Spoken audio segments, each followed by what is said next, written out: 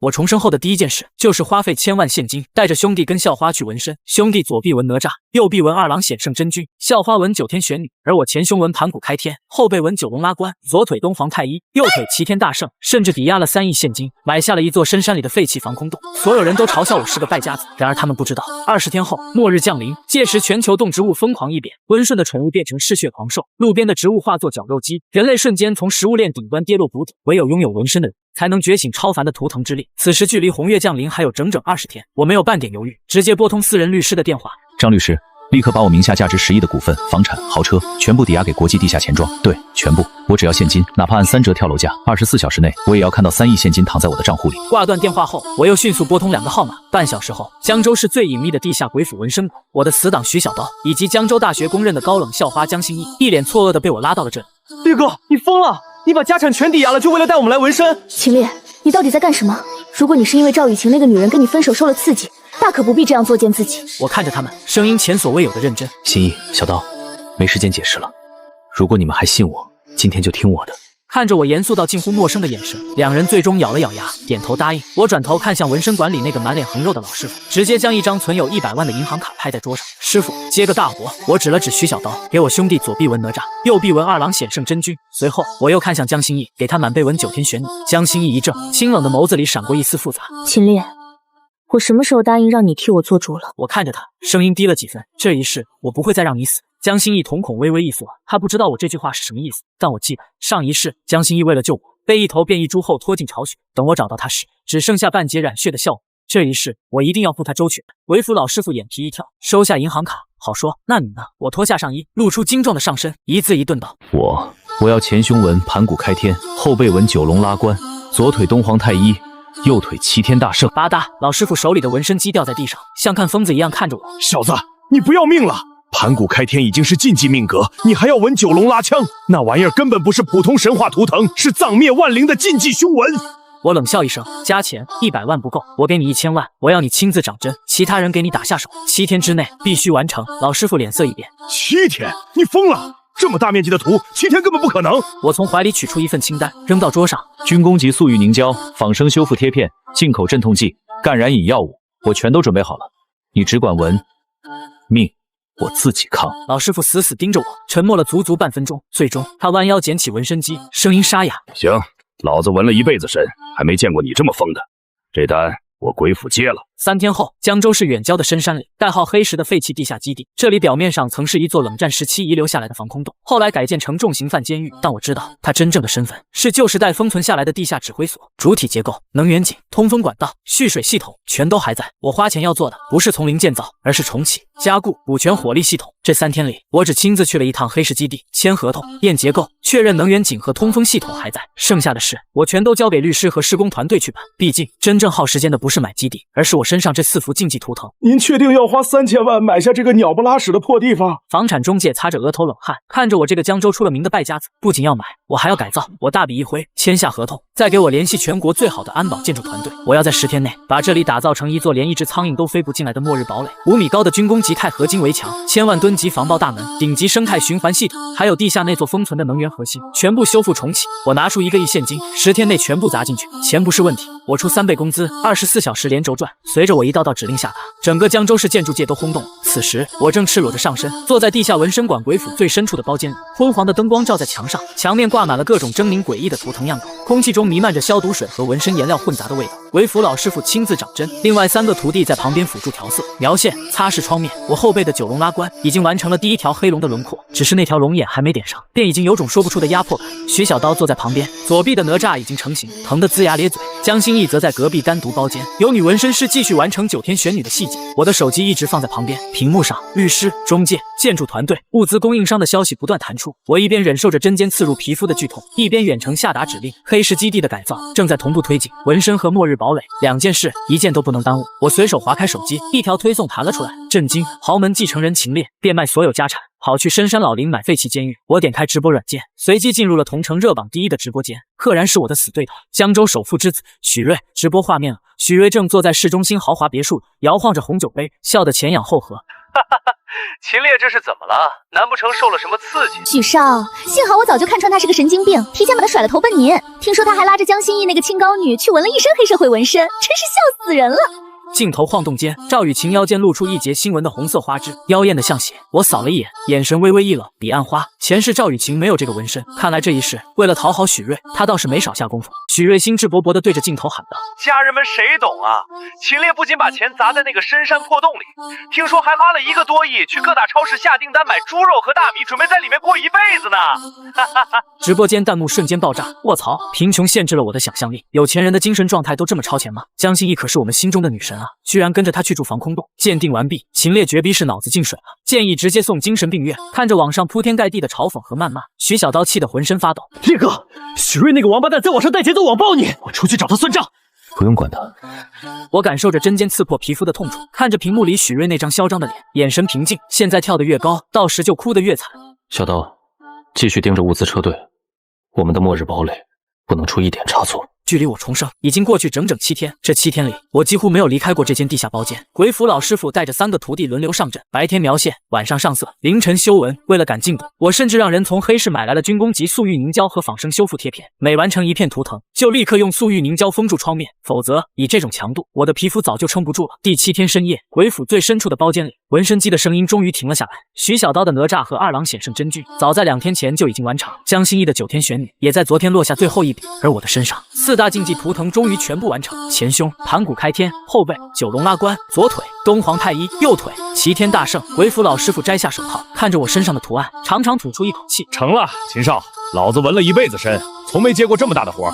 盘古开天、九龙拉关、东皇太一、齐天大圣，别的不说，就这套图放在整个江州纹身圈里，也没人敢说压我鬼斧一头。”我从纹身椅上坐起身，镜子里4大竞技图腾覆盖在我的胸膛、后背和双腿，每一笔线条都锋利、古老、厚重，尤其是后背那幅九龙拉关，9条黑龙自脊柱两侧盘旋而起，龙鳞层层叠叠，9条龙尾汇聚在背心中央，死死拖拽着一口古老黑关。黑关之上，猩红锁链缠绕，明明只是纹身，却给人一种说不出的压迫感。徐小刀绕着我转了一圈，忍不住咽了口唾沫。烈哥，这也太狠了！我要不是亲眼看着纹出来的，我都怀疑这玩意儿晚上会自己动。我穿上衣服遮住身上的图腾，现在他们还只是纹身，等红月降临，他们才会真正醒来。徐小刀一愣，红月？我没有立刻解释，只是拿起手机看了一眼时间，距离红月降临还有12天。走，去黑石基地，该验收我们的末日堡垒了。2个小时后，我们抵达江州市远郊深山，代号黑石的地下基地已经初步完成改造，地下通风系统、能源核心、生态循环系统也已经全部重启。接下来的12天里，我几乎没有休息。白天，我亲自盯着黑石基地的最后改造；晚上，我用重生本源之力压制4大竞技图腾的反噬，一车又一车物资源源不断送进基地，大米、面粉、冷鲜肉、罐头、饮用水、医疗药品、柴油、重型越野车、备用发电机、军工级防护服，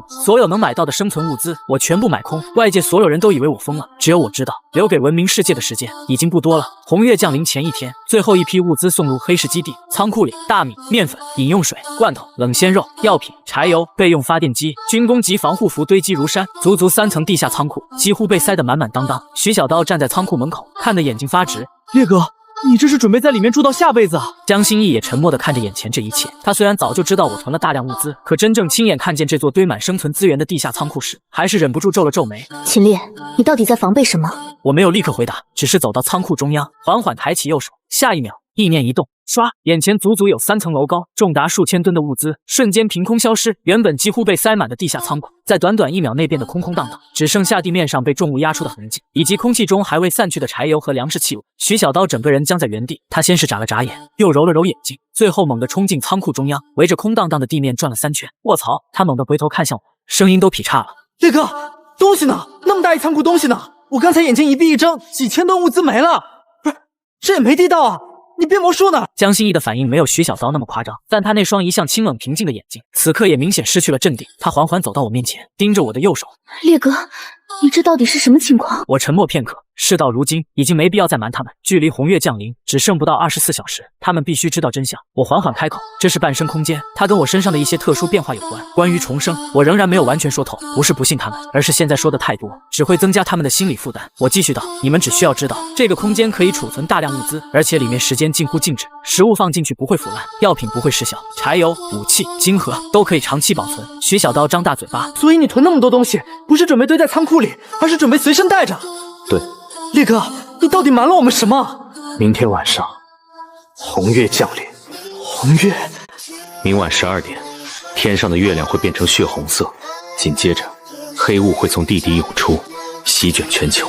所有动植物都会疯狂异变，猫狗会变成吃人的怪物，植物会吞噬活人，城市会在几个小时内失去秩序，人类文明会在一夜之间崩塌。仓库里死一般寂静，徐小刀嘴唇动了动。这一次他没有立刻开玩笑，因为刚才那几千吨物资凭空消失的一幕，已经彻底击碎了他的常识。江心义也没有反驳，他只是紧紧盯着我。证据呢？你刚才看到的就是证据之一，还有你们身上的纹身。江心义下意识看向自己的后背，我继续道：红月能量会激活人类身上的纹身，让纹身变成真正的图腾法相。普通图案只能觉醒最低级的肉体强化，凶兽图案可以觉醒兽化能力，神话图腾则能觉醒真正的法相。图腾越古老越完整，承载的命格越强，觉醒后的力量就越恐怖。所以你让我纹哪吒和二郎神，是为了让我活下去？你的哪吒和二郎显圣身君都是顶级神话图腾，只要你能扛过红月觉醒，你会比绝大多数觉醒者都强。随后我又看向江心义，心义，你的9天元女是攻防、净化、战场统筹兼具的高阶法相。末世里毒物、污染、精神侵蚀类异兽会越来越多，你的图腾很重要。所以你变卖家产买黑石基地，囤物资，带我们纹身，全都不是临时起意，你早就知道会有大事发生。是。江心义脸上的震惊一点点褪去，取而代之的是紧张。徐小刀的眼神也瞬间变了。不对，烈哥，那我爸妈呢？我爸妈还在城南修车厂。别急，我已经安排人去接了。你说什么？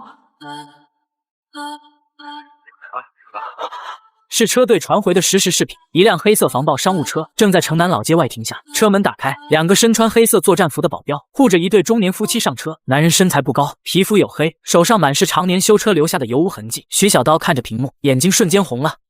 烈哥，我以黑石基地需要维修和后勤人员为理由，提前联系了叔叔阿姨，他们不知道末世的事，只以为我高薪请他们去基地工作几天。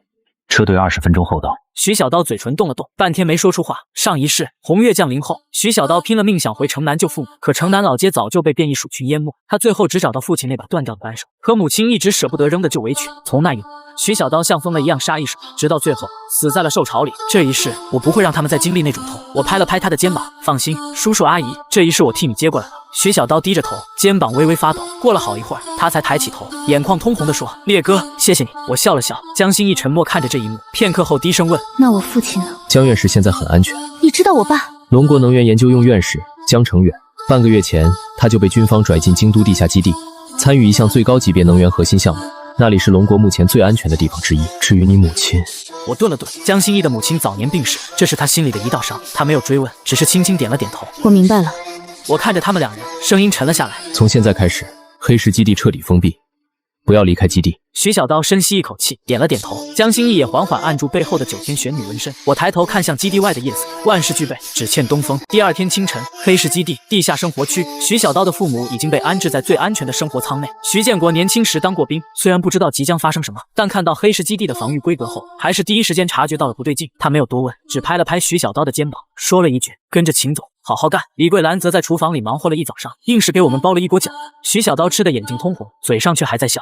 末世降临前能吃上一顿热腾腾的家常饭，已经是很多人最后的奢望。昨夜我已经把最后一批物资收入半升空间，黑石基地最后一道10吨重钛合金大也在凌晨彻底锁死。整个地下堡垒灯火通明，封存多年的地下能源核心运转完美。监控屏幕上显示着外界360度无死角的画面。徐小刀抱着一碗饺子坐在旁边看监控，江心义则站在巨型屏幕前检查着外部防御系统。他身上的9天玄女纹身已经完全恢复，清冷气质里多了一丝难以言说的锋芒。就在这时，我的手机弹出了一条同城热榜推送，许瑞又开直播了。画面中，许瑞依然在市中心豪华别墅里举办着一场奢靡派对，水晶灯下，香槟塔、音乐、美女、富二代，将整个直播间衬得纸醉金迷。而我抬头看了一眼时间，距离红月降临只剩不到1个小时。许瑞搂着赵雨晴，对着镜头肆意嘲笑：家人们看见没有？秦烈那个疯子现在估计已经躲进深山防空洞里了，卖家产囤大米买猪肉，还拉着江心义去纹身。他不会真以为自己能等来世界末日吧？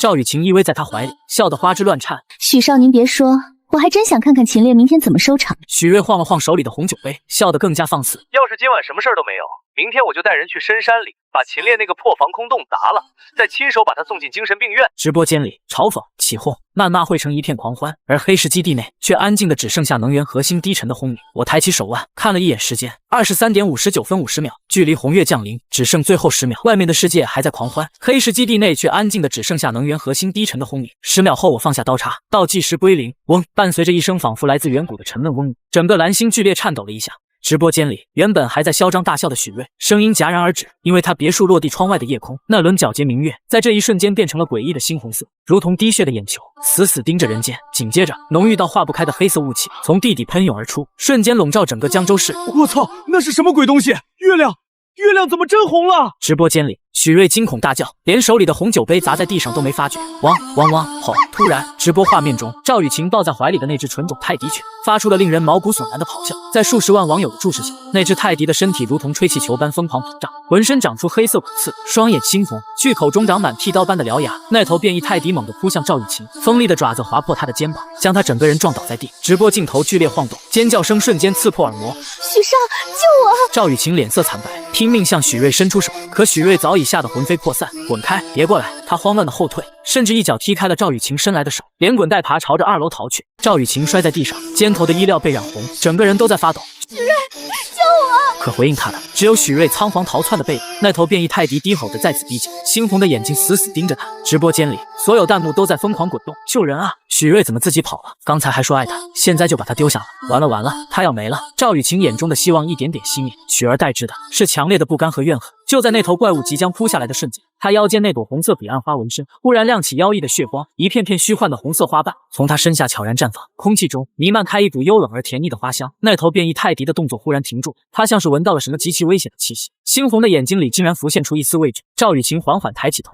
他的瞳孔深处倒映出一片盛开的血色花海，却带着说不出的阴冷。为什么连你也要丢下我？许瑞刚逃到楼梯口，听到这句话，身体猛地一僵，他回过头，只见赵雨晴身下一朵朵彼岸花无声盛放，那些花瓣如同活物一般，缓缓缠住了变异泰迪的四肢。刚才还凶残无比的怪物，此刻竟像陷入了噩梦，趴在地上不断颤抖。赵雨晴扶着墙，一点点站起身，她肩头的伤口被红色花纹覆盖，苍白的脸上浮现出一抹诡异的笑。直播间在这一刻彻底炸了。我操，他觉醒了，他身上开花了，这是什么异能？太诡异了！下一秒，画面猛地一黑，直播中断。我看着漆黑的手机屏幕，嘴角勾起一抹冷笑。黄泉彼岸花，花开黄泉，不见归路。赵雨晴这一世倒是给自己选了个很合适的归宿。烈哥，市里全乱了。徐小刀看着监控屏幕上截取的城市画面，声音发颤：“别看外面了，守住心神。”我猛地转身，低喝一声，因为此刻穿透100米地层的红月能量已经降临在我们身上。徐小刀和江心义同时发出痛苦闷哼，红月能量如同沸腾岩浆，疯狂涌入他们体内。徐小刀左臂上3坛海会大神哪吒的纹身爆发出冲天火光，右臂上二郎显圣真君的第3只眼仿佛猛地睁开，金光四射。江心义的后背9天玄女图腾化作漫天神雨，将他整个人托举在半空中，原本清冷的气质此刻变得神圣不可侵犯。他们觉醒了，而我承受的红月能量是他们的10倍、100倍。轰！我一把扯碎身上的冲锋衣，前胸的盘骨纹身瞬间爆发出刺目的暗金色光芒，一股苍茫古老仿佛能压塌万古的绝对力量以我为中心轰然爆发。紧接着我后背传来一阵撕裂般的剧痛，后9道低沉龙吟同时在防空洞深处炸响，后背那副九龙拉关图腾在红月能量的灌注下彻底苏醒，9条漆黑龙影从我背后缓缓探出，龙躯庞大，鳞甲森寒，猩红龙目同时睁开，它们拖拽着一口古老黑棺悬浮在我身后，黑棺之上猩红锁链寸寸绷紧，一股无法形容的禁忌威压瞬间席卷整个地下堡垒。徐小刀脸色微白，连退数步，江心义背后的9天玄女法相都微微一颤，仿佛本能地感受到了威胁。我的左腿东皇太一图腾燃起太阳针，仿佛能焚尽八荒。我的右腿齐天大圣虚影爆发冲天战影，斗战金身，万法不侵，4大至高法相在这一刻同时苏醒。但很快我便强行压下他们彼此之间的冲撞，4大禁忌太强，现在的我还不能毫无代价的同时全开。盘古主力量，九龙拉关主镇压与葬灭，东皇主火焰，齐天主战体，每一次动用都只能选择一个。就在这时，防空洞外围的钛合金大门传来剧烈撞击声，监控屏幕上深山里的变异野猪和变异野正循着活人气味疯狂撞击大门。烈哥，山里的野兽变异了。徐小刀手握由2郎神法相凝聚出的3尖2刃刀，眼中战意狂飙。我扭了扭脖子，骨骼发出雷鸣般爆响。走，出去活动活动筋骨，让我看看这所谓的末世异兽够不够资格当我们的下酒菜。防空洞外黑雾弥漫，数十只变异兽正疯狂撞击钛合金围墙，为首是一头体长超过3米、浑身长满黑色鳞片的变异野猪王，每一次撞击都让大地微微颤抖。防空洞侧门缓缓打开，我赤裸着上身，带着徐小刀和江心怡大步走了出来。闻到新鲜血肉气息，变异兽群瞬间停止撞击，齐刷刷转头，猩红目光死死锁定我们。吼！变异野猪王发出一声咆哮，四蹄狂奔，如同重型坦克般朝我撞来。烈哥小心，这是1级巅峰异兽。徐小刀下意识想要上前退后，我冷冷吐出2个字，站在原地不闪不避。就在野猪王那根犹如长矛般的獠牙即将刺穿我胸膛时，我动了，没有花哨动作，只是抬起右手，五指握拳，盘古之力。我心中默念，前胸盘古图腾猛地亮起暗金色光芒，一道模糊的远古巨人虚影在拳头上汇聚，一拳轰出，轰！空气被恐怖力量压缩到极致，发出刺耳音爆。我的拳头结结实实砸在变异野猪王头骨上，只听嗡的一声闷响，一股霸道暗劲穿透他坚硬头骨，直接震碎体内所有生机。那头重达数吨的变异野猪王连惨叫都没来得及发出，庞大身躯便如一滩烂泥般砸在我脚下，一拳秒杀1级巅峰兽王。紧接着，我后背传来9道低沉龙吟，9龙拉关虚影浮现在我身后，9条黑龙缓缓睁开猩红龙目，拖拽着那口古老黑棺横压续板。9龙镇压，我声音落下，轰隆隆，黑棺虚影微微一震，一股仿佛来自深渊尽头的禁忌威压瞬间笼罩整片山林。那些低级变异兽甚至连反抗余地都没，直接被压趴在地，浑身骨骼发出不堪重负的脆响。短短10秒，数十只变异兽全军覆没。徐小刀看得目瞪口呆，烈哥，你这也太离谱了吧！江心怡站在我身后，清冷的眸子里也闪过一抹震撼。我没有解释，只是走到变异野猪王面前，抬手切开他的头骨，一颗拇指大小、散发淡淡红光的晶体出现在我掌心，末世最重要的硬通货晶核。我嘴角微微扬起，末世第一笔收获到手了。我将那颗晶核收入半身空间，随着晶核入手，我能清晰感觉到半身空间微微震动了一下，虽然扩张的极其微弱，但确实变大了一丝。上一世人类很快就发现，晶核不仅可以提升觉醒者实力，还能给特殊空间、图腾法相、武器装备功能。在末世后期，它甚至取代黄金和货币，成为唯一通用的交易资源。我看向徐小刀，把这些异兽的晶核全挖出来，肉也别浪费，进化后可以储存起来。好嘞。徐小刀顿时来了精神，好嘞！就在这时，不远处的山路上突然传来凌乱脚步声和呼救声，救命！救命啊！只见10几个狼狈不堪的男人正连滚带爬朝防空洞方向跑，在他们身后还跟着几只体型犹如猎豹般的变异血人螳螂。我眯起眼睛，看清了领头那人刘胖子，之前负责黑市基地外部施工的包工头。上一世，这群人曾经趁我落魄时落井下石，把我推给异兽拖延时间。秦老板，秦少，救命啊！快让我们进去躲躲！大家都是江州人，你不能见死不救啊！我站在原地，冷冷看着他，见死不救。我眼中闪过一抹寒意。上一世你们落井下石的时候，怎么没想过大家都是江州人？刘胖子一愣，他当然听不懂我在说什么，但他能看懂我的眼神，那不是救人的眼神，是看死人的眼神。我缓缓抬起右手，我的防空洞不收垃圾。话音落下，我打了个响指，防空洞外围钛合金围墙瞬间爆发高压电。冲在最前面的几只血刃螳螂直接被1000万伏高压电轰飞出去，刘胖子吓得瘫倒在地。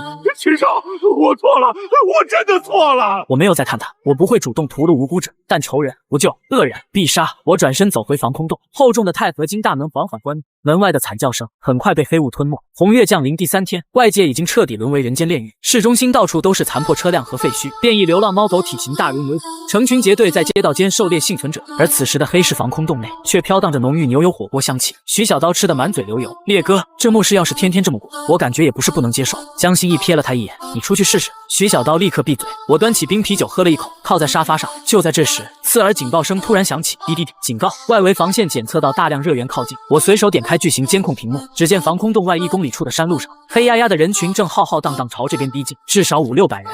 这些人手里拿着砍刀、钢管，甚至还有不少人端着自动步枪。走在最前面的是一个光着膀子、满脸横肉的光头壮汉，他的身上缠绕着一条栩栩如生的血色巨蟒纹身。青龙会老大龙武，上一世这个龙武靠着 S 级血蟒图腾，在末世初期作威作福，没想到这一世他居然把主意打到了我身上。监控画面中，龙武扛着开山刀，对着大门方向怒吼：那缩头乌龟，听着！老子知道你囤了几辈子的粮食，现在把门打开，把物资和女人交出来，老子心情好，还能留你一条活路。受死！否则老子今天就轰平你这破乌龟壳！这帮狗东西还敢打江心怡的主意！我笑了笑，别急，花了几千万装的防御系统，总得听得响。防空洞外，龙武等了半天，见里面没有任何回应，顿时勃然大怒：给脸不要脸！开炮！把这怕门给老子炸开！3发火箭弹拖着尾焰呼啸而出，狠狠砸在大门上。轰隆隆，剧烈爆炸声响彻夜空，青龙会小弟们顿时爆发出兴奋欢呼，炸开了吧！哈哈哈！什么末日堡垒，在我们龙哥面前就是铁王八。然而硝烟散去后，所有人的笑容都僵在脸上，那扇银灰色钛合金大门依然屹立不倒，表面甚至连一丝明显凹痕都没有。龙武脸色阴沉，继续炸！就在这时，围墙上方的金属装甲突然向两侧滑开，咔咔咔，12台冰冷的6管加特林重机枪从暗格中缓缓升起，黑洞洞的枪口无情锁定下方密集人群。监控室里，我端着酒杯，淡淡开口，警告一次。外部广播响起：这里是黑石基地私人领地，立刻离开，否则后果自负。私人领地，老子现在就是规矩，给我冲！我放下酒杯，开火。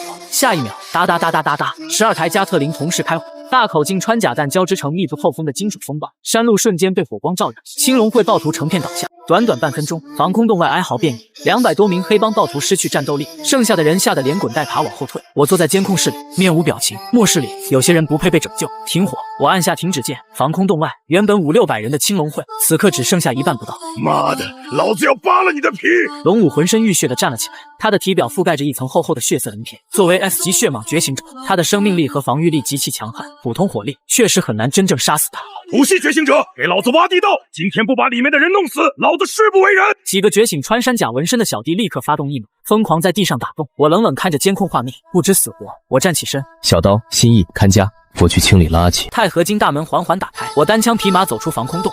龙武狞笑，终于肯出来受死了，兄弟们，给我上！残存的200多个暴徒见我只有一个人，顿时恶向胆边生，举起武器冲来。我站在原地，缓缓抬起左腿，左腿上的东皇太一图腾爆发出刺目暗金色光芒，一股仿佛能焚尽八荒、融化万物的恐怖高温，以我为中心轰然爆发。太阳真火！我一脚踏在地上，轰！金色火海以排山倒海之势席卷而出，冲在最前面的几十个暴徒，在接触到金色火焰的瞬间，直接被掀飞出去，地面被烧成焦黑，钢铁武器瞬间融成铁水，恐怖高温逼得所有人疯狂后退，他们甚至连靠近我的资格都没有。仅仅一击，200多名暴徒彻底崩溃，全场只剩龙武一个人孤零零站在原地，他双腿一软，扑通一声跪倒在地。怪物，你到底是什么怪物？我一步步朝他走去，现在知道怕了，晚了。龙武跪在地上，看着我一步步走近，心理防线彻底崩溃。不可能，我是 S 级觉醒者，我不可能输给你！他眼中闪过疯狂戾气，猛地咬破舌尖，一口精血喷在胸前血蟒纹身上，后伴随着一声不似人类的嘶吼，龙武身体开始畸变，骨骼疯狂拉长，皮肤被鳞片覆盖，整个人化作一条体长超过20米、水缸粗细的恐怖血蟒。S 级图腾，完全体觉醒，我要吞了你！血蟒张开足以吞下一辆小汽车的巨朝我狠狠吞来，腥风扑面，地面碎石都被他卷入口中。体型大就有用吗？我嗤笑一声，右腿猛地踏前，齐天大圣斗战金身，右腿上的齐天大圣图腾金光大放，一股桀骜不驯、横压天地的恐怖战意冲天而起。下一秒，我体表覆盖上一层璀璨金色流光，骨骼轰鸣，气血如龙，一道身披锁子黄金甲，头戴凤翅紫金冠的斗战虚影在我身后缓缓浮现。那双金色眼眸睁开的瞬间，仿佛连漫天黑雾都被撕开了一道裂缝。血蟒扑杀而至，我不退反进，整个人如炮弹般冲天而起。砰！我一脚踏在血蟒下颚之上，硬生生将它庞大的头颅踩向后扭去。血蟒发出痛苦嘶吼，庞大身躯疯狂翻滚，想要将我甩飞，可我稳稳站在它头顶，双脚像是定在山岳之上，纹丝不动。后，血蟒暴怒，巨尾横扫而来，这一尾扫过，沿途巨石、树木全部炸裂。我抬起右手，身后齐天大圣虚影也随之抬手，虚空之中，一根燃烧着金色战意的长棍缓缓凝聚，棍身之上，古老纹路一寸寸亮起，如意金箍棒。我五指握住金箍棒虚影的刹那，一股无法形容的狂暴战意瞬间贯穿四肢百骸。给我钉！我一棍横扫。轰！金箍棒虚影与血蟒巨尾狠狠撞在一起，空气炸裂，冲击波如飓风般横扫山林。血蟒那足以抽碎装甲车的巨尾，在这一棍之下，竟被硬生生砸得鳞片崩裂，倒飞而回。龙无所化血蟒眼中终于露出恐惧。不可能，我可是 S 级血蟒，你凭什么压制我？我站在他头顶，居高临下，眼神冰冷。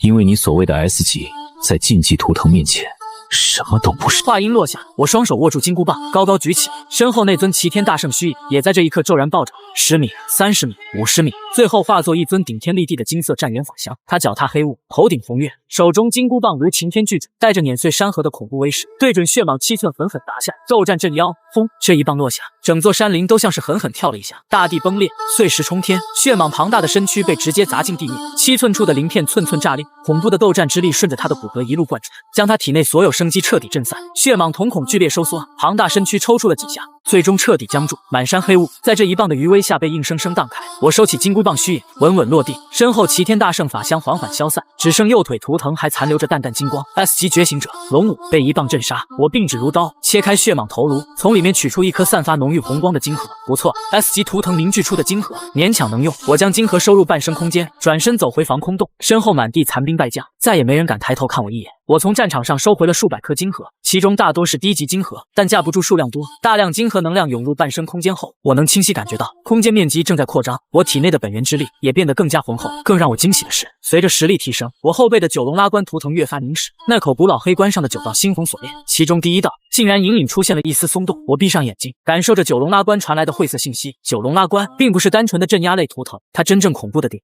在于吞噬异兽金核，吞噬敌方图腾残余，吞噬一切能够转化的能量，再将这些力量反哺给我，强化我的肉身、本源和半生空间。这项能力名为藏关吞噬，只不过现在第一道锁链还没有彻底解开，想要真正开启藏关吞噬，还需要一颗更高等级的金核作为钥匙，至少得是5级以上异兽金核。5级金核吗？我睁开眼，嘴角微微扬起。上一世红月降临后不久，东海方向确实出现过一头5级兽物。腹海捕，那东西差点毁掉整个江州。这一世，他的金核我要了。我满意转身，走回防空洞，大门缓缓关闭，将外界杀戮彻底隔绝。徐小刀迎上来，眼神中充满狂热。烈哥，你简直太离谱了！江心意递过温热毛巾，美眸中异彩连连。辛苦了，火锅还热着。我擦了擦手，坐回沙发，夹起一块和牛。与此同时，京都地下500米的最高军事指挥中心内，气氛压抑到了极点。报告，东部战区3号防线崩溃，3只4级异兽突破封锁。报告，南部沿海出现异常海啸，疑似有深海巨兽登陆。报告，热武器对3级以上异兽效果急剧下降，我方觉醒者部队伤亡惨重。一条条坏消息如同重锤砸在所有人心头。站在巨大电子沙盘前的指挥官痛苦地闭上眼睛。他就是龙国军方最高指挥官龙帅。红月降临仅3天，人类引以为傲的现代文明就被摧毁大半。哪怕是军方，在那些恐怖变异巨兽面前，也显得越来越吃力。难道真要亡我们吗？就在这时，负责情报监控的人员猛地站起身。总指挥官，您快看这个高空隐身无人机，刚刚传回来的画面。大屏幕上，画面迅速放大，那是一座被钛合金围墙包裹的深山堡垒。堡垒大门外，山林已经被火焰和弹痕撕开一片空地，遍地都是青龙会暴徒溃逃后留下的车辆和武器。而画面中央，一个赤裸着上身的年轻人正独自站在堡垒外的山路上，在他面前是一条长达20多米、水缸粗细的恐怖血蟒。血蟒浑身覆盖着暗红色鳞片，巨大的蛇瞳里满是疯狂，庞大身躯盘踞在山林之间，如同一头从深渊里爬出来的怪物。那是 S 级觉醒者兽化体。总指挥官，要不要立刻调附近部队支援？来不及了，距离太远，等我们的人赶到，战斗早就结束了。然而下一秒，整个指挥中心陷入死一般的寂静。屏幕中，那年轻人右腿骤然爆发出璀璨金光，一道桀骜不驯的金色战元法相在他身后轰然浮现。那法相身披锁子黄金甲，头戴凤翅紫金冠，手中一根金色长棍横压虚空。隔着无人机传回来的画面，所有人都仿佛感受到了一股横扫天地的狂暴战意。这是什么图腾？情报人员喃喃道。没有人回答，因为屏幕中的战斗已经进入了最震撼的一幕。只见那年轻人一步踏上血蟒头颅，双手握住金色长棍虚影，他身后的金色战元法相也随之爆着。10米、30米、50米，最后化作一尊几乎与山岳齐高的恐怖法相。下一秒，金色长棍对准血蟒7寸狠狠砸下，轰！哪怕隔着屏幕，众人都能看见整片山林猛地震动一下，地面崩裂，碎石冲天。那条连重火力都未必能撕开防御的 S 级血蟒，竟被这一棍硬生生砸进地面。血蟒庞大的身躯剧烈抽搐，随后彻底将死。整个指挥中心鸦雀无声，足足过了好几秒，才有人艰难地咽了口唾沫。一棒震杀 S 级兽化体，这怎么可能？他到底是什么等级的觉醒者？目标身份查到了，秦烈，22岁，江州市秦氏集团原继承人。红月降临前20天，他突然变卖全部资产，买下江州市远郊黑石基地，并大量采购物资。同时，他还带着2名同伴进入地下纹身馆鬼府，连续7天完成大面积纹身。红月降临前1天，他正式入驻黑石基地，整个指挥中心再次安静下来。所有人都意识到了一个问题：这个叫秦烈的年轻人似乎早就知道末世会降临。继续查，调出他身边那2个人的资料，还有，立刻将秦烈列为最高等级战略目标，派特派员前往江州。屠灭青龙会后的第2天上午，我正躺在防空洞恒温泳池里，闭目养神，消化体内庞大的金核能量。滴滴滴，刺耳警报声再次打破平静。烈哥，又有不知死活的找上门了。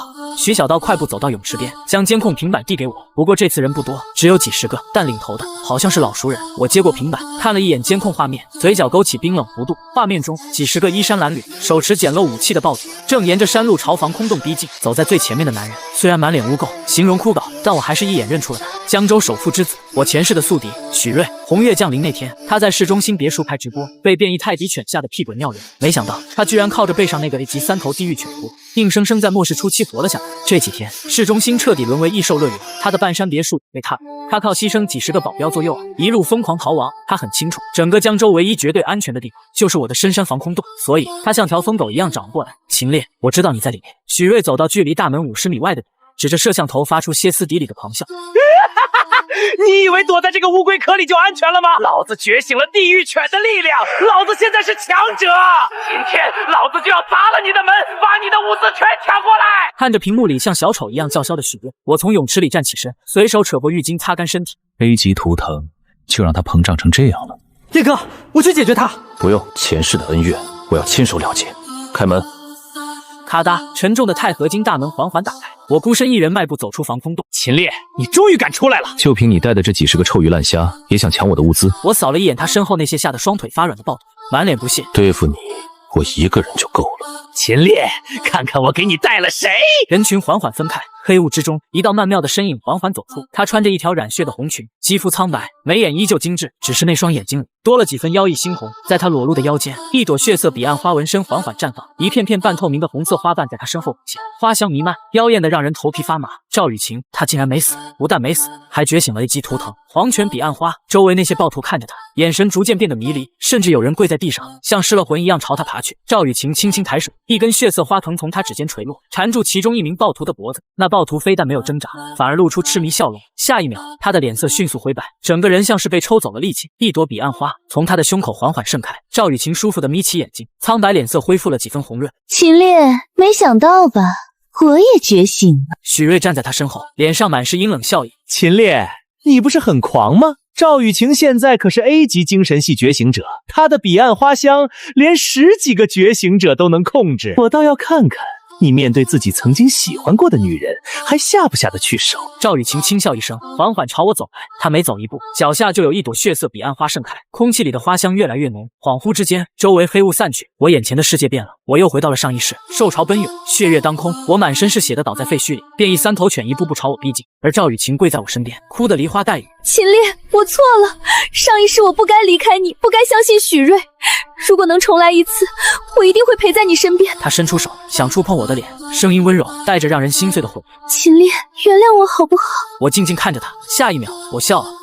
赵雨晴，你的幻境太假了。眼前跪地哭泣的赵雨晴表情一僵，我一步踏出，轰！后背9龙拉关虚影猛然浮现，9条漆黑龙影同时睁开猩红龙目，那口古老黑棺悬浮在我身后，黑棺之上，猩红锁链微微震动，浩瀚禁忌威压从天而降，周围废墟、兽潮、血月、哭泣的赵雨晴，全都像镜子一样寸寸碎裂，现实重新回归。赵雨晴脸色惨白，猛地后退一步，嘴角溢出一丝血迹，她身后的彼岸花虚影剧烈颤抖，花瓣一片片凋零。不可能！她难以置信地看着我。不可能！我的黄泉花香能勾出人心底最深的执念，你怎么可能一点反应都没有？执念？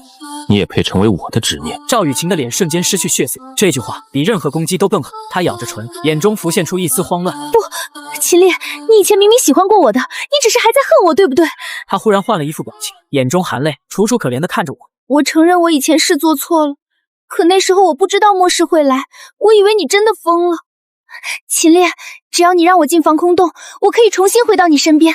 我现在是 A 级觉醒者，我可以帮你，我可以替你控制那些幸存者，我对你有用。赵雨晴，你这个贱人，你刚才还说要帮我弄死他！赵雨晴猛地回头，尖声道：许瑞，你闭嘴！要不是你在直播里羞辱秦烈，要不是你非要拉着我看他笑话，我怎么会变成这样？你逃跑的时候有回头看我一眼吗？你有什么资格说我？许瑞气得浑身发抖，我看着他们狗咬狗，只觉得索然无味。上一世我居然会被这2个人害死，真是可笑。秦烈，我错了，我真的知道错了，你再给我一次机会好不好？他伸手想抓住我的手腕，可还没等他碰到你，一股无形威压便将他震飞出去。我居高临下的看着他，声音平静：你不是后悔，你只是发现许瑞护不住你，而我比他强。赵雨晴身体一颤，眼里的泪水僵住了。我抬起右手，身后黑棺虚影缓缓打开一线，一缕漆黑锁链从棺中探出，瞬间缠上赵雨晴腰间的彼岸花图腾。彼岸花开确实好看，可惜开错了地方。话音落下，飞官锁链骤然收紧了，赵雨晴发出痛苦的惨叫，她身后的血色花海轰然崩塌，无数彼岸花虚影在空中凋零，她体内的图腾力量被九龙拉关强行镇住，原本妖异的红瞳迅速恢复正常，整个人像被抽干了力气一样瘫倒在地。我的力量，秦烈，你封住了我的力量。她满脸绝望地看着我，你不如杀了我。杀你，你还不配让我第二次出手。许瑞看着被封住力量的赵雨晴，眼中没有一丝怜悯，反而满是怨怼。废物，连一个男人都迷不住。赵雨晴难以置信地看着他。许瑞，你说什么？许瑞一脚踹在他身旁的地面上，怒吼道：要不是你这个扫把星，老子怎么会变成现在这样？赵雨晴眼中的最后一点幻想彻底碎了。我看着这一幕，只觉得无趣。末世从不会改变一个人，他只会把人心里最脏的东西提前挖出来。我缓缓看向许瑞，闹剧结束了，现在该算我们之间的账了。许瑞脸上的狞笑彻底消失，只剩下无法掩饰的恐惧。他终于意识到自己引以为傲的一级地狱犬，在我面前什么都不是。不可能，老子是 A 级觉醒者，老子天下无敌！许瑞彻底疯狂。他仰天发出一声野兽般的咆哮，背后衣服瞬间炸裂后，一头体长超过5米、浑身燃烧幽暗火焰的3头恶犬虚影在他背后浮现。许瑞身体随之膨胀，肌肉高高隆起，双手化作锋利狼爪，带着令人窒息的硫磺气息朝我狂扑而来，给我死！许瑞中间的董喉张开巨口，喷出一道炽热黑色火焰。面对这看似声势浩大的一击，我甚至连躲都懒得躲。A 级，在我面前连狗都不如。我深吸一口气，体内经过本源之力改造的恐怖气血如长江大河般奔腾咆哮。我没有催动任何一个法相图腾，仅凭纯粹肉身力量，右拳猛地向后拉伸，然后如出膛炮弹般迎着那团黑色火焰一拳轰出，轰！恐怖拳风直接将黑色火焰从中撕裂。我的拳头毫无发哨地砸在许瑞引以为傲的狼爪上，咔嚓，令人牙酸的骨裂声响起，许瑞右臂瞬间折断，强大冲击力去势不减，狠狠撞在他的胸膛上。呼！许瑞狂喷鲜血，庞大身躯如断线风筝般倒飞出去，重重砸在地上。不可能，你连法相都没用，怎么可能这么强？许瑞捂着塌陷胸口，眼中终于露出深深恐惧。因为你太弱了。我一步步走到他面前，居高临下的看着他。秦烈，秦少，我错了，求求你饶了我！我看着他，眼中没有一丝波澜。上一世你把我推进兽巢，这一世我不会把你推进兽巢。许瑞眼中闪过一丝希望，因为那太便宜你了。我缓缓抬手，身后九龙拉关虚影浮现，黑关微微开启，一道漆黑锁链探出，瞬间刺入许瑞背后的3头地狱犬图腾。许瑞惨叫出声，背后的3头地狱犬图腾疯狂挣扎，却被9条黑龙死死镇压。咔嚓，图腾表面出现一道裂痕。许瑞身上的异能气息如潮水般退去，他的身体迅速缩回原状，变回一个伤痕累累、毫无力量的普通人。我的力量，秦烈，你还我力量！你不是喜欢当狗吗？从今天开始，你连狗都不如。那些暴徒看着失去力量的许瑞，眼神逐渐变了。末世里，弱者没有尊严，更何况许瑞一路上为了活命，把无数人当成诱饵。现在报应来了，惨叫声很快响起。我没有再看，不久后，许瑞的声音彻底消失，地上只剩下一颗暗淡的一级晶核。我随手将其收入半生空间，前世将我推进兽巢的宿敌，今生连让我全力出手的资格都没有。就在这时，天空中突然传来震耳欲聋的风鸣声，嗡嗡嗡，狂风呼啸，吹散周围飞雾。我抬起头，只见3架墨绿色军用武装直升机正盘旋在防空洞上空，直升机缓缓降落，舱门打开，2列全副武装的特种兵迅速跳下，分列两旁，警戒四周。紧接着，一名高级指挥官在几名护卫人员簇拥下快步走。秦先生，您好，我是东部区域副指挥官雷战，奉最高指挥官之命，特来拜访。雷指挥官辛苦了，现在外面异兽横行，你们能找到这里，说明指挥中心还在尽全力维持秩序。雷战听到这句话，眼中闪过一丝意外。他原本以为像我这种实力恐怖的觉醒者，多少会对军方带着轻视，但我很清楚，末世里军方是普通人最后的屏障，没有他们撑住正面战场，江州只会崩得更快。雷战深吸一口气，秦先生，我们通过无人机看到了您击杀 S 级血蟒的画面，您的实力远超目前指挥中心掌握的觉醒者体系。最高指挥官希望与您建立最高级别的战时合作关系。我们不强制征召，也不要求您交出黑石基地，只希望在龙国面临重大灾难时，您能在力所能及的范围内出手相助。可以。雷战眼中一亮，我继续道：不过我习惯独立行动，不适合进入常规指挥体系。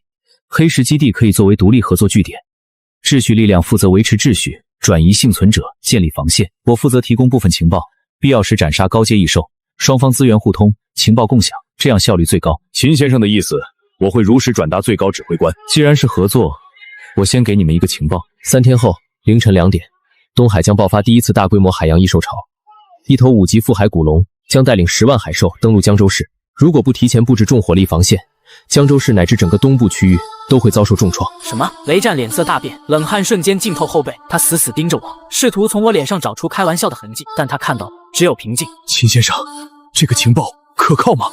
我不会拿300万人的命开玩笑。雷战深吸一口气，我立刻上报最高指挥官，调动东部区域全部力量布防。另外，我需要一批重型军工设备、高精度机床、特种合金材料、10套军舰级全自动近防炮系统，以及一批单兵云爆弹。这些东西我不会白要，作为交换，之后有关高阶意识的情报，我会优先同步给军方。这些属于战略物资，我需要向龙帅请示，但我个人认为这笔交易值得。可以，秦先生，感谢您愿意合作。军方守住人类的底线，我去处理你们暂时处理不了的怪物，各司其职。秦先生，我会把这句话带给最高指挥官。看着雷战匆匆登机离去的背影，我目光微沉。5级兽王，那正好是解开九龙拉关第一道锁链的钥匙。腹海古龙的金盒，我要定了。3天时间转瞬即逝，几架重型运输直升机将我需要的部分特种机床、近防炮系统和云爆弹陆续送到防空洞外。剩下的战略物资，雷战也传来消息，会分批转运。我将这些物资全部收入半升空间，防空洞防御等级再次飙升。第4天凌晨2点，我坐在监控室宽大的真皮座椅上，手里端着一杯热腾腾的黑咖啡。烈哥，外面下暴雨了，而且这雨水怎么是黑色的？徐小刀看着屏幕，眉头紧锁。我抿了一口咖啡，目光深邃。开始了。几乎同一时间，江州市东部沿海防线，雷战站在临时指挥所里，死死盯着雷达屏幕上密密麻麻如同海啸般涌来的红点，冷汗顺着脸颊疯狂滑落。秦烈的情报是真的，东海异兽登陆了。开火！全线开火！绝对不能让他们冲进市区！身后就是300万幸存者！重炮阵地瞬间爆发震耳欲聋的轰鸣，无数炮弹拖着长长尾焰砸向海岸线，将漆黑夜空映照得亮如白昼。然而，当照明弹升空那一刻，所有前线士兵都绝望了。海面上，数以10万计的变异海兽正踏浪而来，有体型如装甲车般的变异巨蟹，有浑身长满毒刺的2栖鱼人，有速度极快、顶着炮火疯狂冲锋的海蛇群。仅仅交火不到10分钟，第一道防线就被彻底撕碎。雷司令，顶不住了，异兽数量太多，我们防线全面崩溃。雷战拔出腰间手枪，双目赤红，通知全军，今天就算全部战死，也要保护好老百姓。轰隆！就在军方准备最后殊死一搏时，大地震颤，一股无法用语言形容的恐怖威压突然从深海方向席卷而来。江州市内300万躲在废墟和地下室里的幸存者，同时感到胸口剧痛，仿佛有一座大山压在心脏上，连呼吸都变得困难。那是什么东西？雷战绝望抬头看向远方夜空，只见浓郁黑雾被一双巨大古翼强行撕裂，一头体长超过100米、浑身缠绕深海幽雾的恐怖古龙从云层中缓缓降临，它的双眼如同2盏巨大的龙灯笼，散发冰冷死亡气息。5级兽王腹海古龙，在末世初期，5级异兽就是无敌的代名词，是足以轻易摧毁一座城市的灭世级灾难。吼！腹海古龙发出一声震碎云霄的咆哮，它张开深渊般巨口，一团漆黑如墨的龙息喷涌而出，轰！黑色火焰瞬间吞噬方圆1000米的一切，重炮阵地彻底瘫痪。完了，江州完了！绝望情绪如瘟一般在整个江州市蔓延，无数人闭上眼睛，等待死亡降临。而就在这时，黑市防空洞内，我缓缓放下手中的咖啡杯，屏幕上那头100米古龙正在黑雾中耀武扬威，我的眼中没有恐惧，反而闪烁着炽热光芒。徐小刀脸色一变，烈哥，你要出去，那可是5级兽王。江心义也一把抓住我的胳膊，没必要冒险。我轻轻拍了拍江心义手背，嘴角勾起一抹狂傲弧度。我的9龙拉关还缺一把钥匙，这头大蜥蜴的金盒我看上了。我转身走向升降电梯，看好家，顺便给我泡杯茶，等茶温了我就回来。江州市上空，腹海古龙正在肆意喷吐黑色龙息，摧毁防线。雷战闭着眼，等待死亡降临。嗡！就在这时，一道漆黑如墨的光柱从江州郊外深山方向冲天而起，黑光并不阴冷，反而带着一种无法形容的古老与威严。浓郁黑雾被强行撕开。那是什么？雷战猛地睁开眼，全城300万幸存者以及残存的军方士兵全都下意识看向黑市防空洞的方向。在万众瞩目之下，一个身形修长的年轻人正顺着那道黑金光柱一步一步向高空走去。他没有借助任何飞行设备，就那么凌空虚踏，仿佛脚下有一层无形阶梯。是秦先生，是秦烈！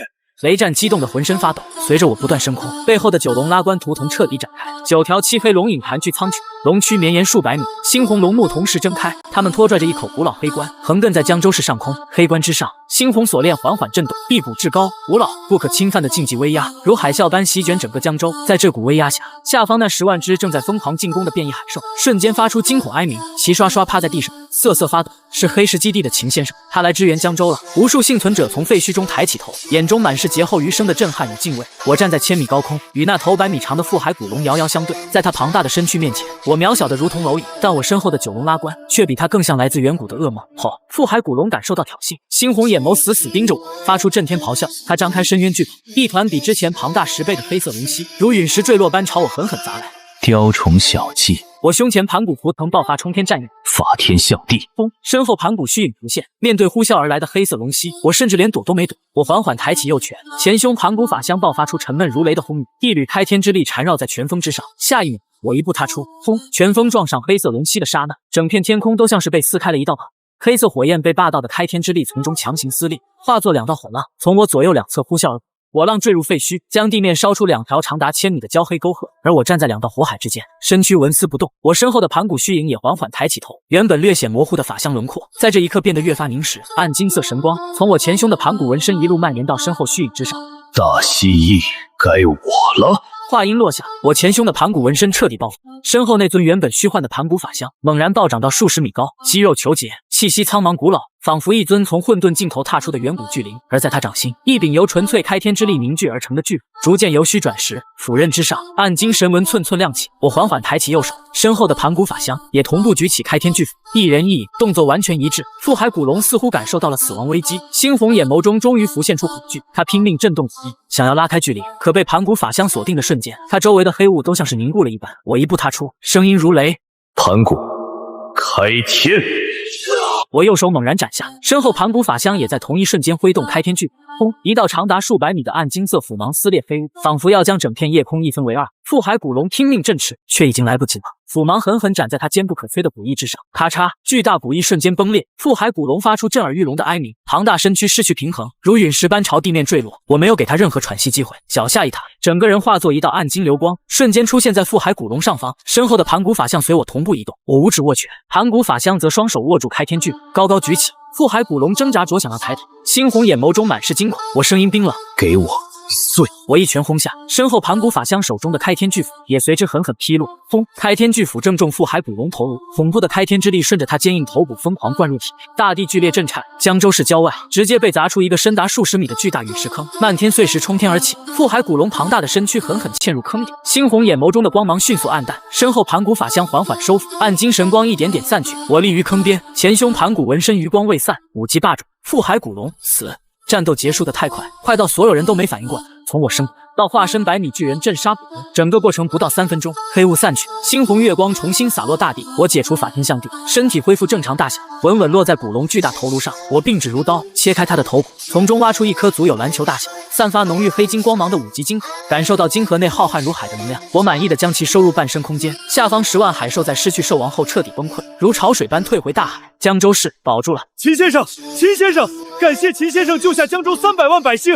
山呼海啸般的感谢声响彻江州夜空。我站在古龙头颅上，手中握着那颗黑金色5级金核。我没有享受这些感谢，只是看向雷战，平静道：雷司令，不必如此。昨晚如果没有秩序力量正面拖住兽潮，江州未必撑得到我出手。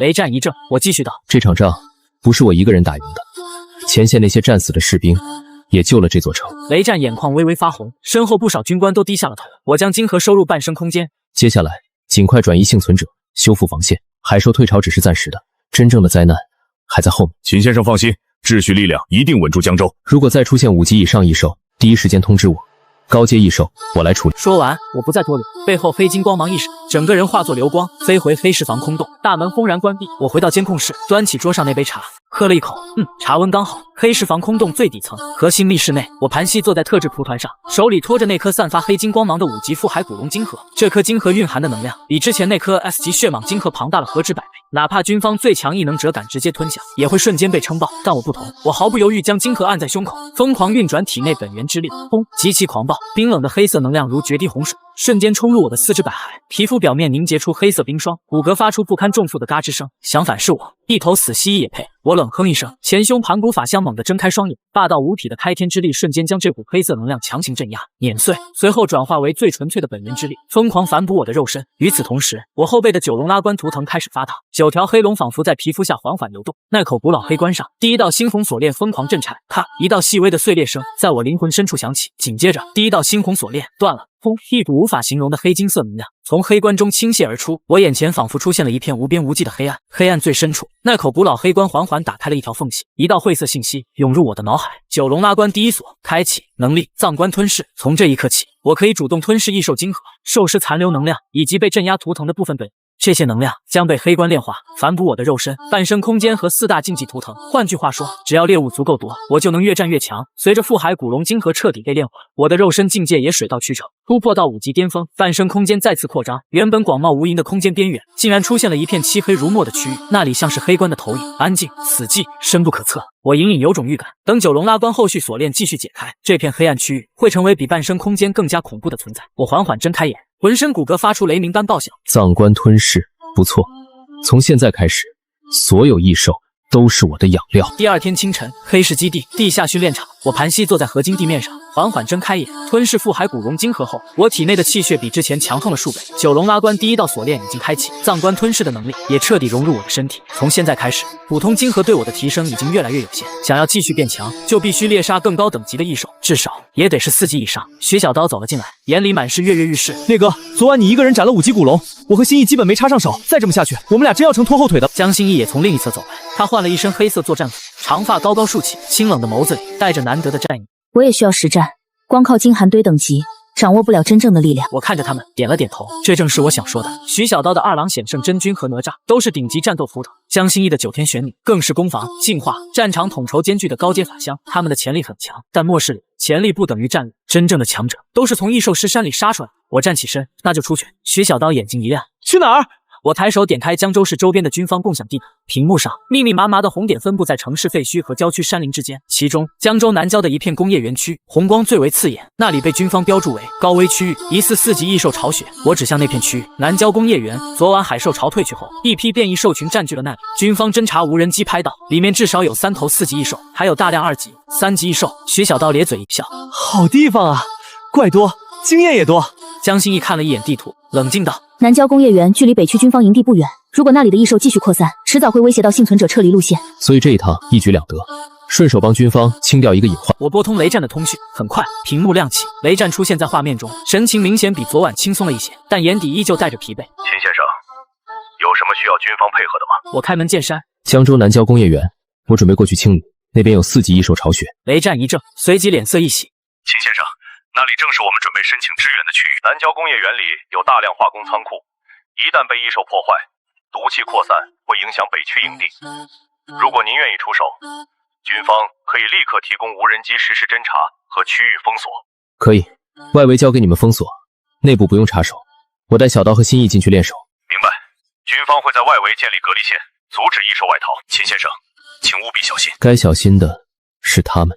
10分钟后，黑市基地侧门缓缓开启，一辆经过改装的黑色重型越野车驶出地下车库，车身覆盖着防弹装甲，轮胎外侧镶嵌着合金防滑齿，车顶还装着一台自动机枪。徐小刀坐在副驾驶，兴奋地直搓手；江心意坐在后排，手中玄天神剑虚影若隐若现。我坐在驾驶位，踩下油门，引擎发出野兽般的轰鸣。黑色越野车冲出黑市基地，沿着山路一路向南，沿途黑雾还未完全散尽，公路两侧到处都是被异兽啃咬过的废弃车辆，偶尔有几只低级变异兽不还没靠近车身，就被车顶自动机枪打成筛子。半小时后，南郊工业园出现在我们眼前，昔日灯火通明的现代化园区，如今已经彻底变成怪物巢穴，厂房倒塌，管道扭曲，空气中弥漫着刺鼻的化学气味。徐小刀推开车门，跳了下去。烈哥，怎么打？我看向工业园深处，在那里有3股明显强于其他异兽的气息，2头4级变异铁甲蜥，1头4级毒物猪后。除此之外，还有上百只2级、3级异兽。对现在的我来说，这些东西不值一提，但对徐小刀和江心意来说，正好是最合适的实战磨刀石。我抬手一挥，后背九龙拉关微微震动，一股无形威压笼罩整片工业园。那些低级异兽动作瞬间迟缓下来，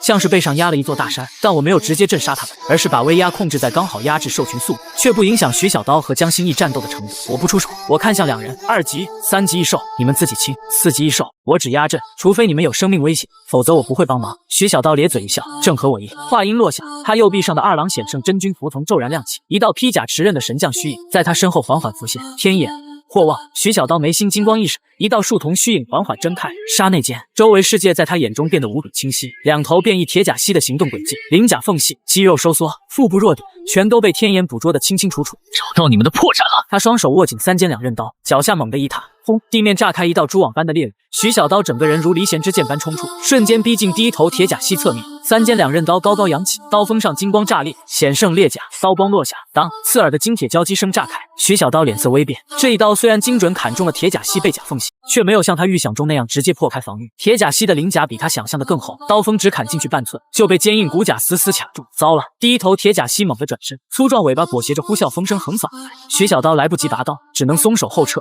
砰！巨尾擦着他的胸脯扫，哪怕只是擦中边缘，也将他整个人震得倒飞出去，重重撞在一辆废弃油罐车上，油罐车轰然凹陷。徐小刀闷哼一声，嘴角溢出一丝血迹。这玩意儿还挺硬。我站在远处，没有出手。江心怡下意识看向我，秦烈，我平静道：“他死不了，让他自己打。”徐小刀从凹陷的油罐车上跳下来，抹掉嘴角血迹，眼里的兴奋反而更浓。心够劲！那头铁甲蜥发出低吼，四肢猛发力，庞大身躯如装甲车般撞来。另一头铁甲蜥也从侧面包抄，试图封死他的退路。两头四级一手，一左一右，前后夹击。徐小刀站在原地，没有再莽撞冲锋。眉心天眼金光越发明亮，世界在他眼中仿佛慢了下来。铁甲蜥每一次踏步，鳞甲每一次开合，肌肉每一次绷紧，都被天眼捕捉得清清楚楚。第一头铁甲蜥冲到他面前，巨口张开，腥风扑面。徐小刀身体猛地后跃，险之又险，避开撕咬。与此同时，他又脚踏地，整个人贴着铁甲蜥下颚滑入他腹部阴影之中。天眼锁定腹部第3块软甲下方，正是心脏位置。险胜斩妖！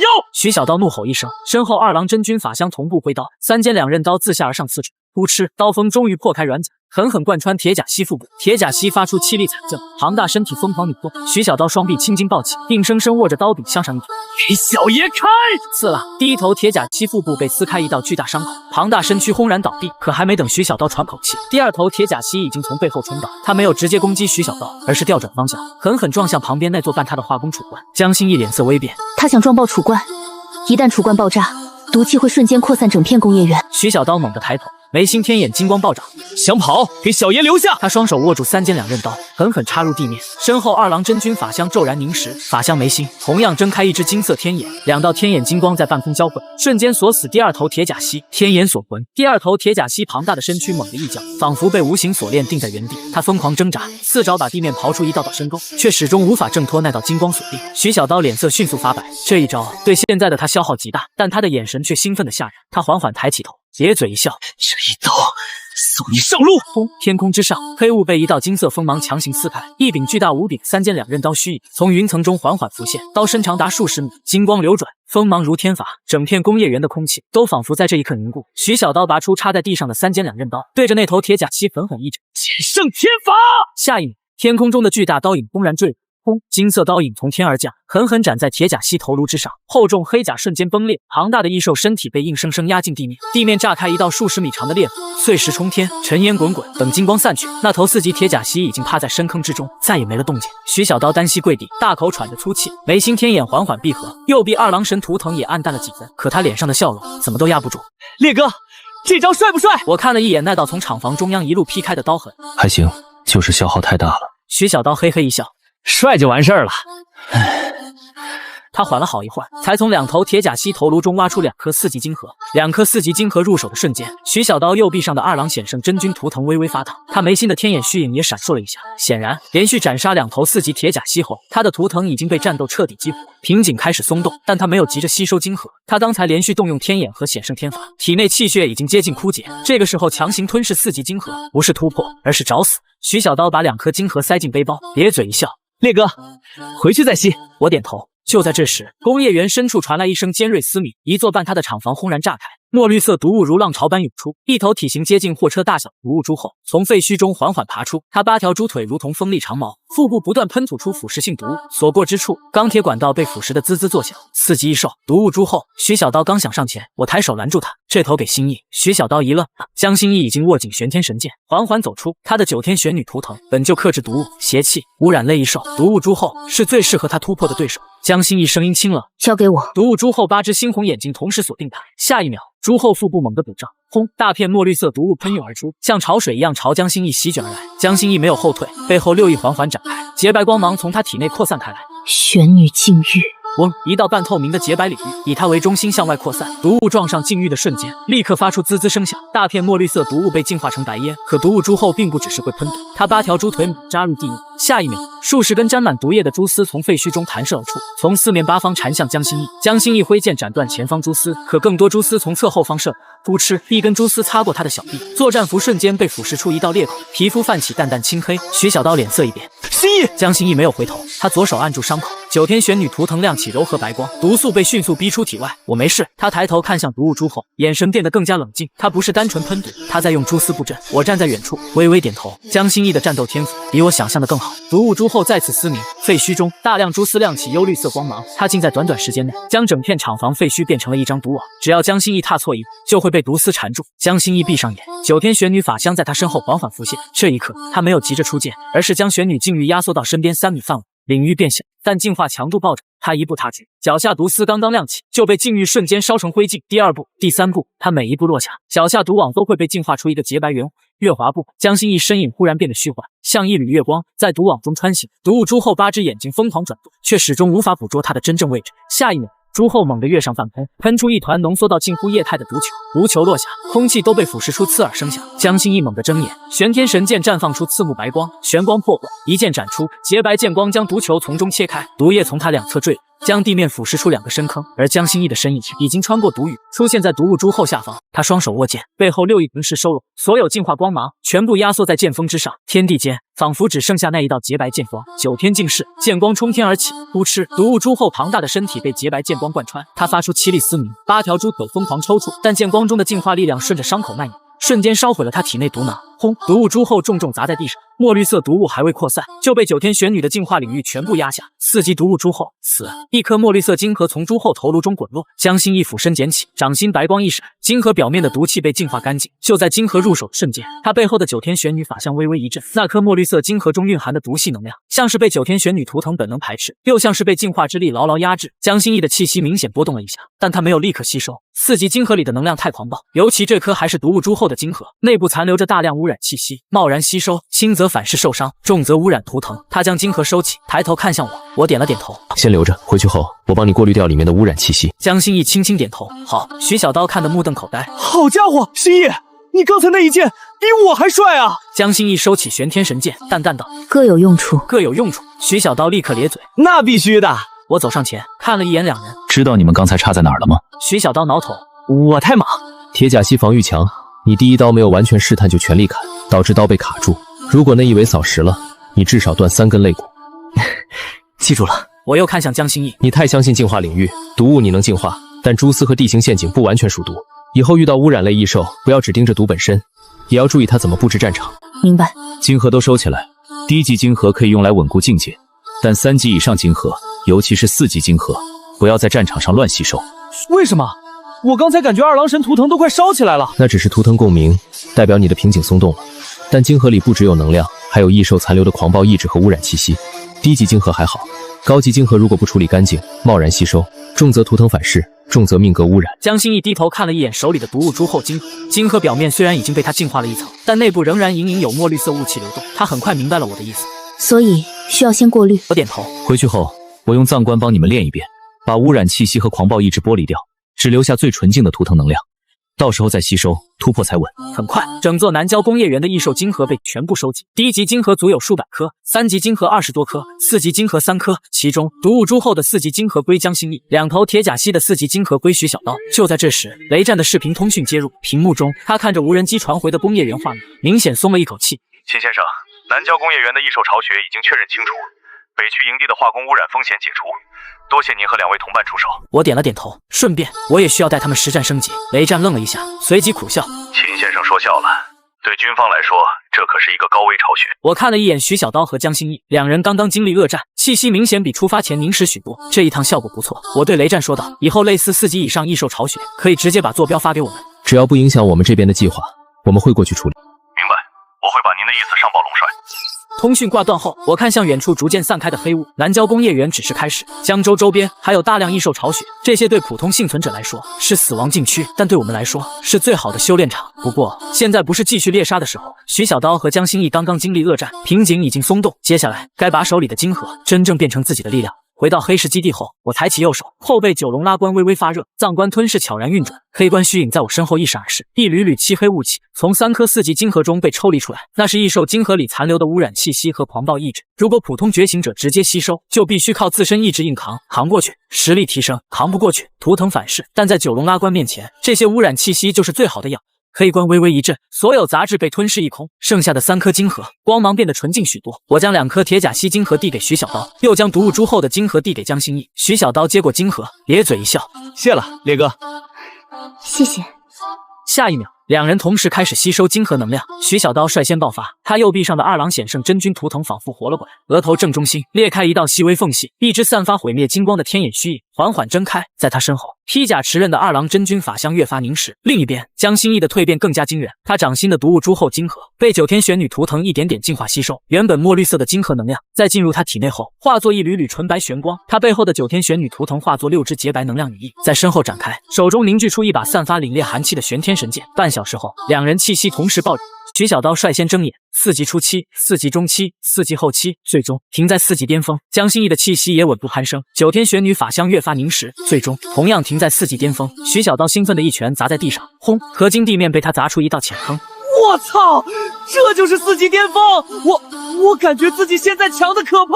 江心意收起羽翼，睁开眼，他没有徐小刀那么夸张，但眼底也闪过一抹明显的喜色。九天玄女的进化领域范围扩大了3倍。如果再遇到大规模毒物、瘴气、精神污染类异兽，我可以撑起一片安全区。我满意点头。就在这时，雷战的视频通讯接入，屏幕中，雷战看着我们3人，眼中带着难掩的震撼。秦先生，今天南郊工业园的高危巢穴已经确认清楚，北区营地压力大减。龙帅让我转达感谢。好，通讯挂断。徐小刀伸了个懒腰。烈哥，明天还出去杀怪吗？我看向屏幕上不断刷新的全国异兽警报，缓缓说道：江州周边暂时不用急，接下来该看看其他战区了。